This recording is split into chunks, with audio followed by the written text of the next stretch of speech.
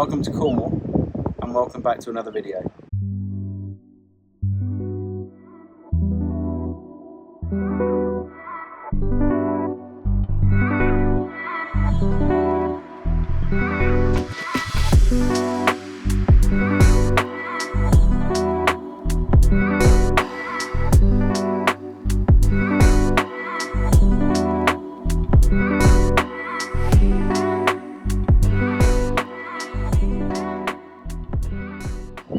Is the North Cornish coast the best coastline in the UK? Why don't you stay tuned and see why we think it may just be.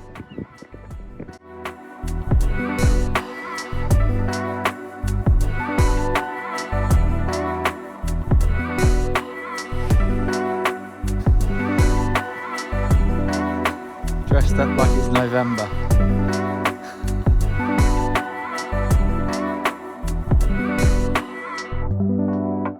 It had been 5 years since T and I had made the journey down to Cornwall. The North Coast particularly is somewhere that we'd both fallen in love with.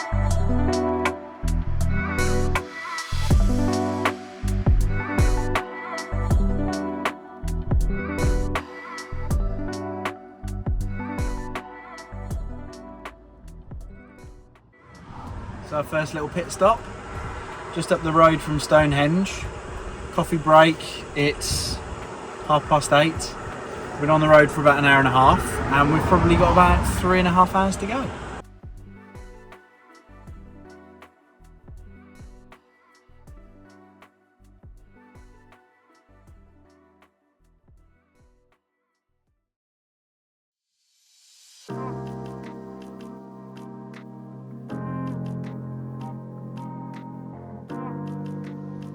Morning.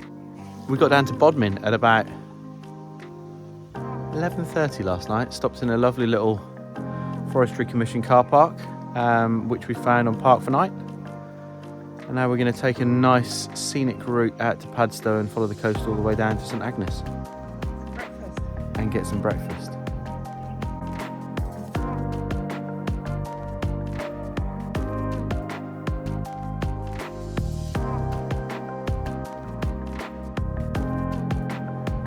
Since we've had a camper van, turning up at a site and just getting on with life is something that we've enjoyed more than you could possibly believe.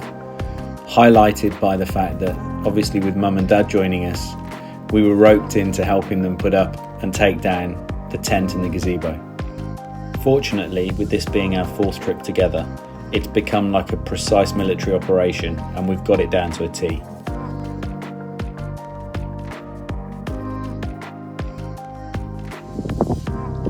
Look at that sky. We've been welcomed by incredible weather.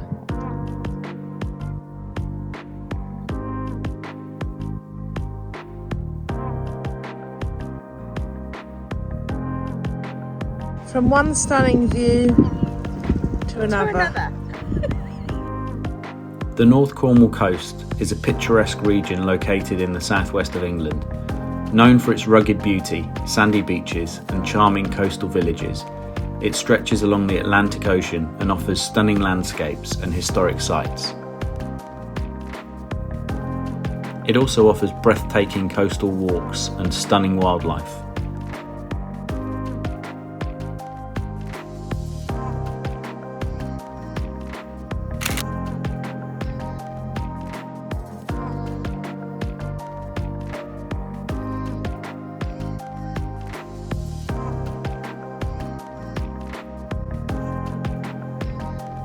After a warm walk on the first day, we were certainly relieved to find this youth hostel association with its own facilities to be able to refill our water and give Layla a good soaking.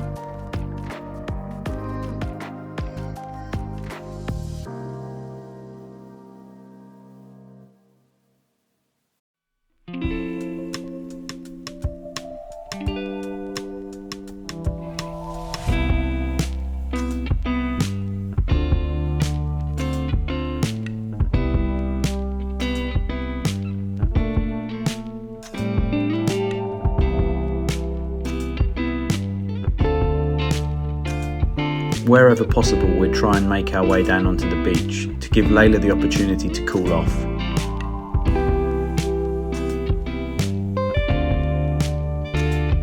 With Layla the priority, it was also still important to remember that we needed our own refreshments.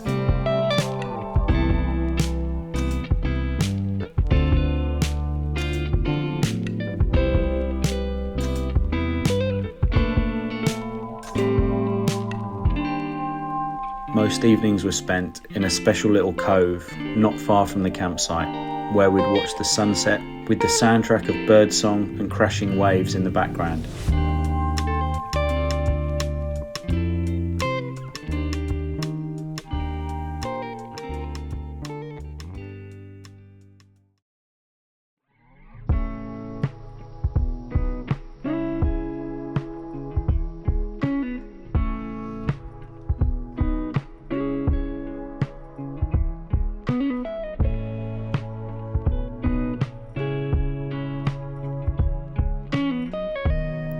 Day 2 was a circular walk from Holywell to Crantock, a walk that we'd done 5 years previous, and was as good second time round as it was when we originally did it.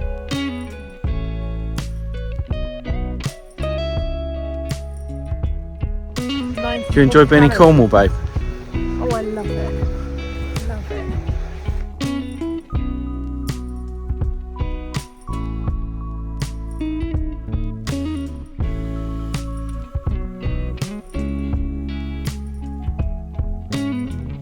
It also provided plenty of opportunities for some photography.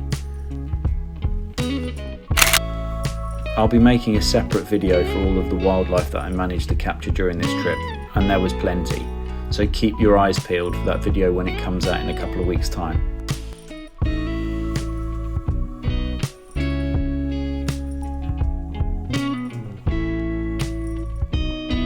Most of the walks that we did on this trip were part of the South West Coast Path, which is England's longest waymarked distance footpath and is a national trail.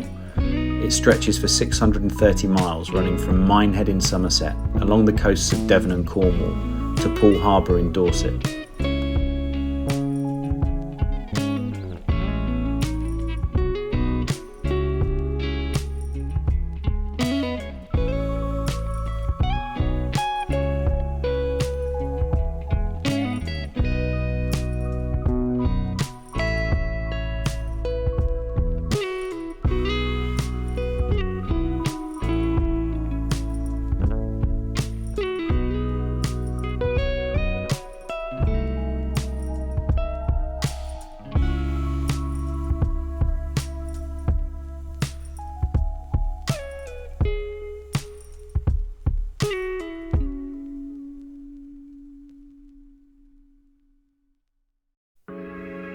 Exactly what you want to be greeted with when you wake up for a new day in Cornwall.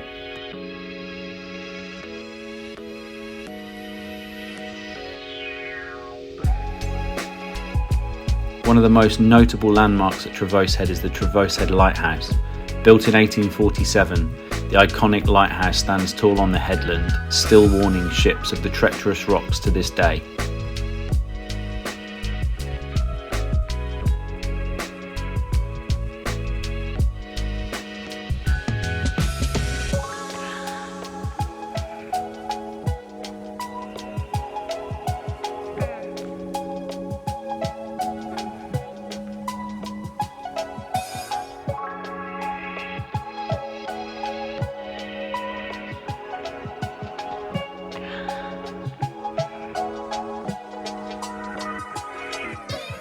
I strongly recommend that anybody visit this coastline in the last week of June, because the flora and fauna was absolutely spectacular.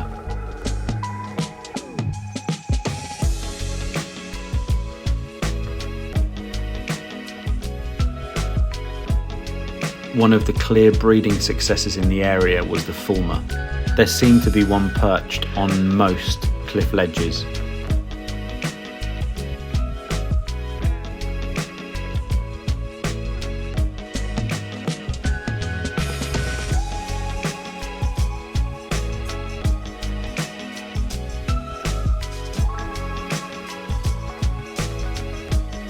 One tip for dog owners coming to Cornwall: it's incredibly accommodating for dogs. However, most beaches do ban dogs from the start of July to the end of August.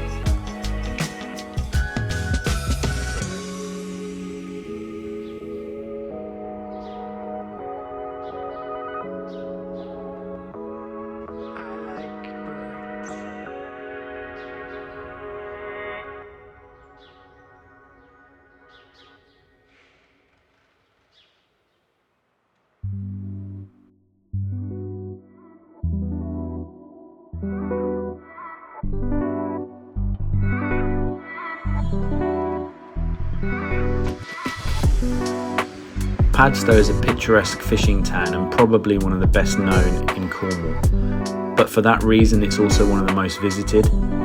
My advice, don't go there in peak season, as there are much more beautiful places that you can go with far less people.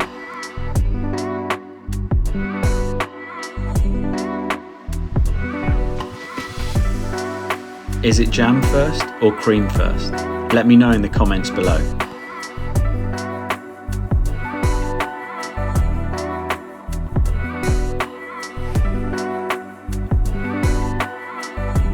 I'm just going to take a wander from the campsite. Last night I had some joy on the cliff tops with some peregrines, and we've probably seen them every day hunting in the area,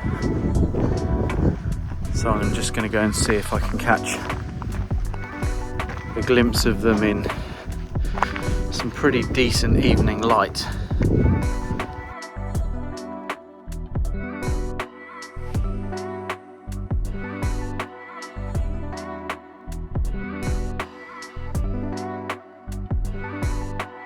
So there seems to be a peregrine and a kestrel that are sharing territory, and they get very territorial, and at the moment the kestrel seems to be getting the better of the peregrine more often than not, which surprises me.